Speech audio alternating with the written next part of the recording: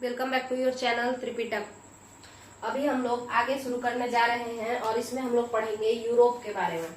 आपको पता होगा, अगर आप चैनल को फॉलो कर रहे होंगे तो हम लोग खत्म कर चुके हैं कॉन्टिनेंट वाला पोर्शन में। हम लोग अंटार्कटिका तक का खत्म कर चुके हैं। तो अब हम लोग यूरोप के बारे में शुरू करेंगे। अगर हम यूरोप की बात करें तो शुरू से शुरू करेंगे। सबसे पहला बात जो हम लोग देखते हैं कि इसका लोकेशन कहाँ है। तो अगर हम यूरोप को देखें, है ना, तो आप देखिए इस तरीके से हम बनाते हैं। ये है पृथ्वी और ये पृथ्वी का 0 डिग्री। तो 0 डिग्री के ऊपर का सब नॉर्थ हिस्सा कहलाता है, तो नॉर्दर्न हेमिस्फीयर। और 0 डिग्री के साउथ का सब साउदर्न हेमिस्फीयर। और यूरोप जो है आपका इधर कहीं है, यहाँ से यूरोप शुरू होता है। ये वाला इलाका जो है यूरोप का है। अब आप खुद बताइए ये कौन से इलाका में हुआ, तो नॉर्थ इलाका में हुआ। तो नॉर्दर्न हेमिस्फीयर इसको आप कह सकते हैं कि ये कौन से गोलार्ध में पड़ता है, उत्तरी गोलार्ध में पड़ता है। ठीक है। यूरोप का रैंक कितना है आप लोग बताइए। तो देखिएगा, पहला अगर हम बात करें तो एशिया।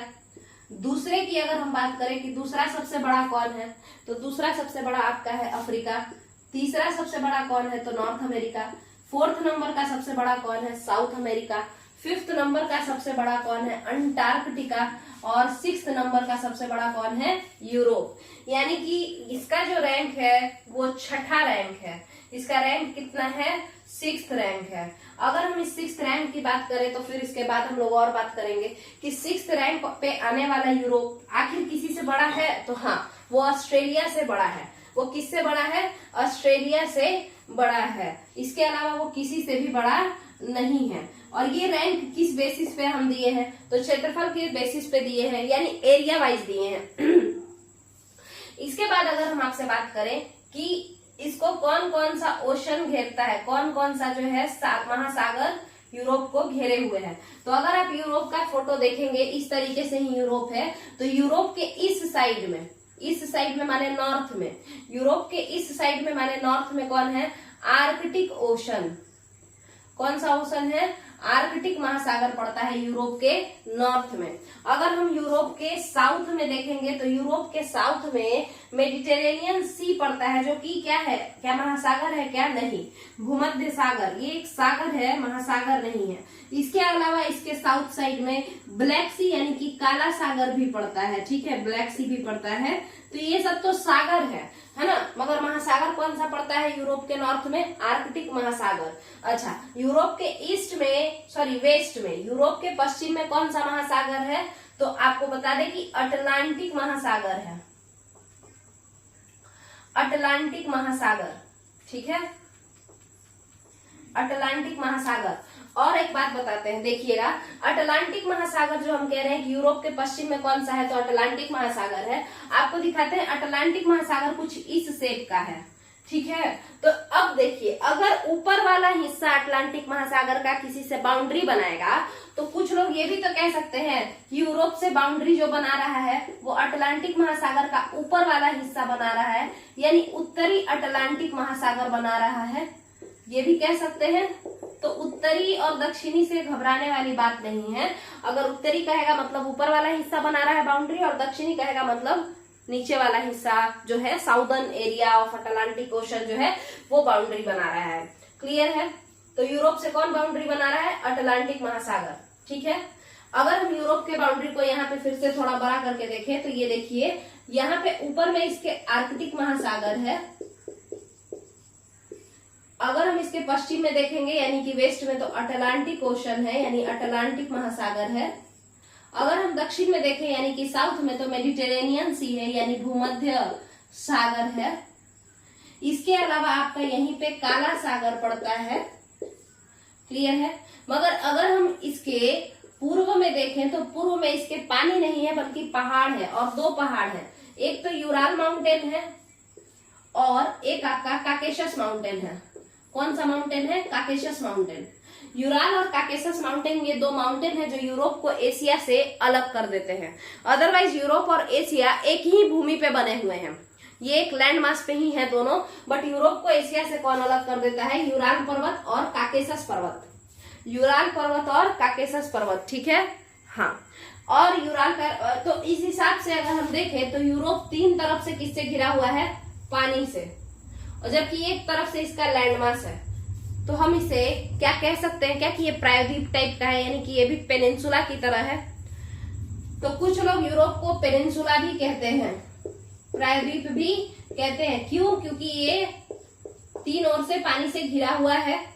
इसके अलावा आपको बता दें कि यूरोप को पेनिनसुला ऑफ पेनिनसुला कहा जाता है, मतलब प्रायद्वीपों का प्रायद्वीप कहा जाता है। ऐसा क्यों? क्योंकि यूरोप के कई सारे देश, यूरोप एक महादेश है, एक कंटिनेंट है, और उसके कई सारे देश जो हैं वो 3 ओर से पानी से घिरे हुए हैं। फॉर एग्जाम्पल फ्रांस, वो 3 ओर से पानी से घिरा हुआ है। ग्रीक 3 ओर से पानी से घिरा हुआ है। इटली 3 ओर से पानी से घिरा हुआ है।